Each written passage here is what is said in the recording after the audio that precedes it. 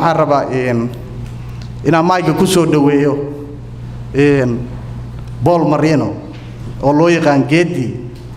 raaga rooble ila soo dhaweeya Geedi marka Rufai aad baad u mahadsan tahay inaad inoogu azuuntay barnaamijkan sharafta leh salaan buuxdo aadna idin keenaya kooxaheen oo dhan oo Buulbarti joogi jiray iyo Mark Erickson iyo kulli dadka ay joogi jireen marka magacayga waa Paul Marino ama naanees ahaan Geedi raaga rooble ninkii igu bixiyay oo magaciisu waa Islaaw Xasan Guuleed isoo wardiye ah isbitaalka oo nin fiican buu ahaa ala ugu naxariisto hay ma agtiya miya marka kalkaali caafimaad baan ahay doctor miihi waxaan dad badan markay rag arkeen oo caafimaad ka shaqeynayaan waxay yiraahdeen war doctor aniga doctor miihi markaas waxaan dhahayaa nin xil qaada eed qaad taas maraba shaqadeeda aan jecelahay kalkaali caafimaad baan ahay xaaskaygana Shamso kalkaali oo kale oo kooxaheena isbitaalka degmada Buulbarti aan ka shaqeyn jirnay waqtigii 86 iyo 89 oo mar hore ahayd runtii haddii aan ka fakiray anigoo 26 sano baan ahaa markaan tagnay aruur ma lahayn waqtigaas hadda 56 baan ahay awowna waan ahay iyo ayeeyo Shamso marka waqtiga wuu ordayaa marka hadda waxaan ka shaqeeyaa isbitaalka Hennepin daktarada ayaan la shaqeeyaa ayada takhasuskeedii waa ayada qaybta lafaha takhasuskeedii waa gacmaha in la qaliyo iyo mar dadka Soomaali way igu yimaadeen oo marka mahmaa Soomaali aan u sheegay waxa uu sheegay ogow lugta waa la dhibaa gacanta waa la dhooraa ishi waa la dheefsadaa oo markaasay ku yireen waryaa ku baray waa cilmigii Soomaaliya maqli jiray laakiin intaan bilaabay horta waxaan arkay waftigii iyo daktarado iyo dad oo reer Buulbarti oo dhab ah oo run ah anigana nin Mareykan ahay oo 3 sano bis baan joogay waxaan u maleynayaa sidii mahmaa Soomaali oo ay yiraahdeen baqal fardo la daaqaya fars bay ismooda marka laakiin runtii aad iyo aad dadka Soomaali way noo soo dhaweyn jireen marka oo mar waxaan ka yaabay laakiin ma taqaan anoo isbitaalka joogay dadka markay u yimaadeen oo aan salaamo waxay yiraahdeen war adiga miya wiilka af Soomaali yaqaan markaasaan iri aniga nin 56 jir ah oo awoo ah oo wiilka af Soomaali yaqaan loo yeerayo waan ka yaabay ninka af Soomaaliga ma dhahdid aniga wiil yar mihi waa ogahay dadka Mareykanka waxay qiimeeyaan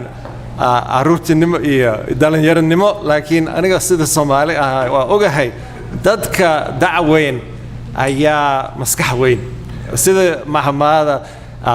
nin 20 jir intuu geed ka boodo tala ka boodo marka dadka waxa uu sheegay kan ciidaaneed ma aha aniga nin weynaan ahay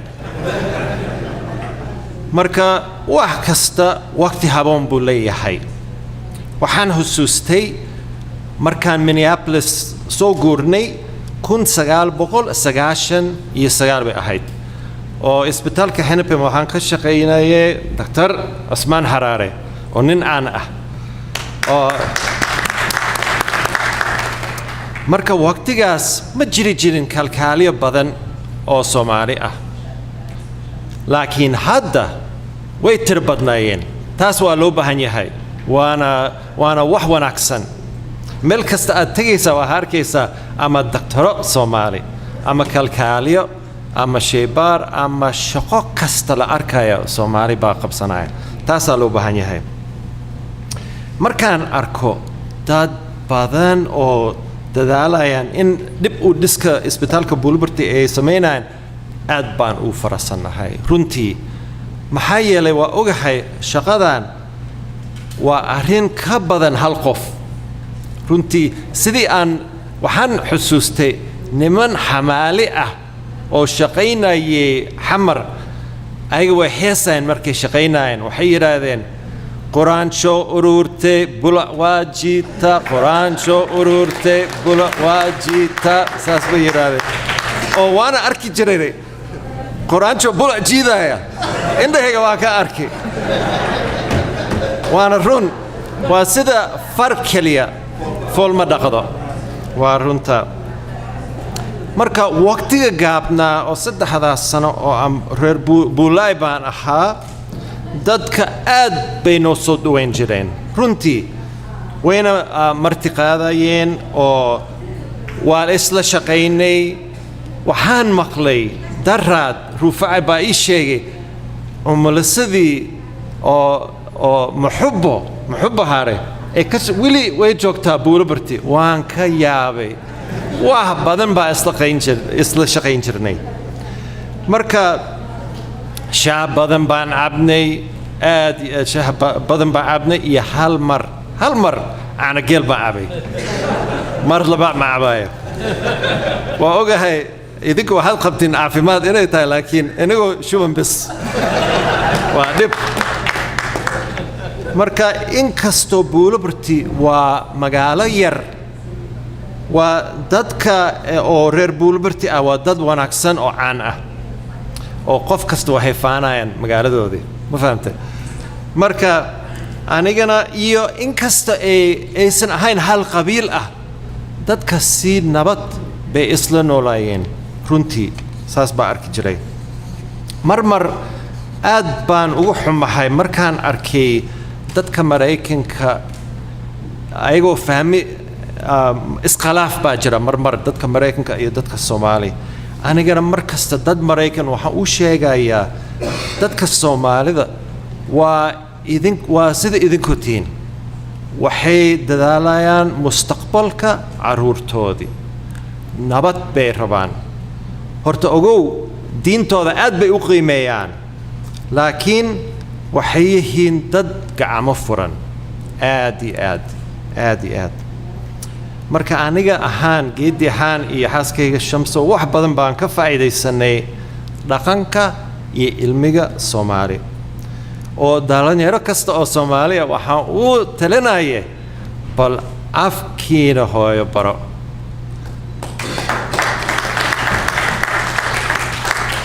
sababtoo wax badan haddii aad turjuntid ma fahmaysid xagga ilmiga Soomaali marmar anigana waxa uu sheegay tartiib waa baran kartaan laakiin marmar waxa dhacda dadka waalidkooda waxay yiraahdeen wargeediyo abdiyo adiga doqona tahay ma si fiican ma baratid abdiga ka fiican marka kaas loo baahno waxa la rabaa inaad dhiirigelisid sababtoo sida dadka Soomaali ay dhiirigeliyeen xamar markaan nimid waxaan yiri subax wanaagsan oo dadka waxay igu yiraahdeen ma taqaan war afkoodana baratee nin fiican aad tahay marka dhiirigeli caruurtii way baran doonaan oo marmar maadaama Dr. Cusmaan Isaaq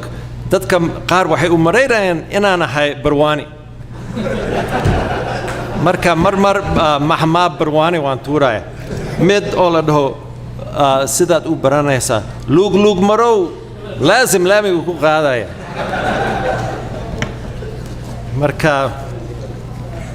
Ahmed Ali Hayli Allah u naxariisto soo reer Buulabarti ah isaga macallin uu noo ahaa hogaamiye iyo walaalkeen buu ahaan jiray oo wax badan buu noo sharaxay ku saabsan heesaha iyo sheekooyin iyo mahmaayo iyo dhaqanka Soomaali runtii markaad qof ajnabi tahay markaad meel tagtid adiga wax ma taqaanid runtii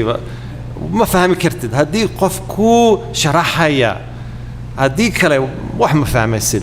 marka aad iyo aad macallin buu noo ahaa oo mar labadeena waa isla soconay Buulabarti nin baa noo soo yeeray wuxuu yiri war Ahmedow warninkan maraykanka hadduu af soomaali hadduu yaqaan hadalkan ha fasiro markaas waxaan is iri waa ogahay wuxuu dhexi doonaa cagta wax ka day waa sahal waay markaas wuxuu yidhi mataqaan wuxuu yidhi okay wargeediyo dhegayso kan ka fasir wax aanan oran waan idhi oran maayo wax aan idhi ma oran maayo igu yeera ninkii yidhi waa tidhi wax aanan oran aan idhi u yidhi ha yidhaahdo waa wareeray oo marka axmed waxa uu dheh lahaa mahmaadi aabbo kan yar iga eliyo kan weyn iga soo day laakiin isaga wuu diiday inuu igu fasiray wuxuu yidhi warniyahow u sheeg geedi mar kale laakiin tartiib u sheeg marka tartiib buu ii sheegay haddana waa fasiray 5 sano ka hor isoo Afrika uu tagay oo saaxiibadiis buu salaamay oo heestii ayuu nagula dardaarmay heestii waa hees aan ah laakiin heestan mid oo maaragtay beryahan oo kale ma ah laakiin waa sida tan Soomaalidayni haddii ay siinahatay Soomaalidayni haddii ay siinahatay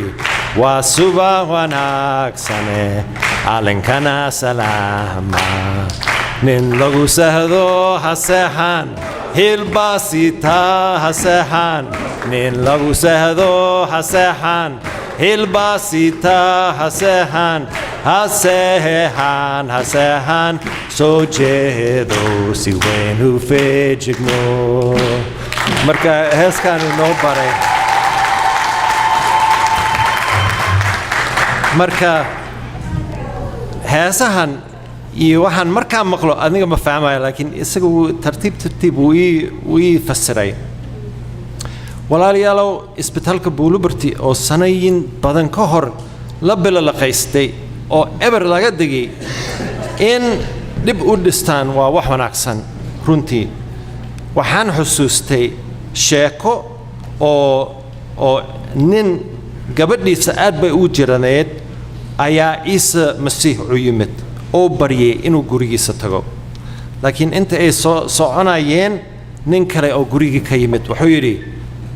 macalinka ha dhimin gabartaada ay dhimatay ciise wuxuu yidhi laakiin ha baqin way raysan doontaa markay guriga gaareen waxay arkeen dadka barooranayeen laakiin ciise wuxuu yidhi ha ooyanina gabartii ma dhiman way hurdaa guriga buu galay gacantii gabartii uu taabtay isla markiiba ruuxi bay ku soo noqotay way fadhiistay marka aniga wax kasta waqti uu leeyahay waa sidii heesta Soomaali kale oo maar hore markaad Soomaali joogay Axmed wuu noo baray waa geed harkii waa labada gelin godorkii waa dada kala guurhey balgarooso hadalkaas sida goodir xeregalay u gooxay golaheena sharafta leh u goohay ma ku gaaray hadal go'asho gulaguma ware gogosane hogaanta ho marka hadalkayga waan sii gabagabeynayaa waxaa la dhahaa hadal badan haan ma buushee runta in la sheego ay fiican tahay aniga runtii ma u malaynayo inaan buulubarti aadi doono laakiin runtii ilaah waxaan kaa baryayaa inuu idin garab galo oo inuu muradkiina sahalo nabad geliyo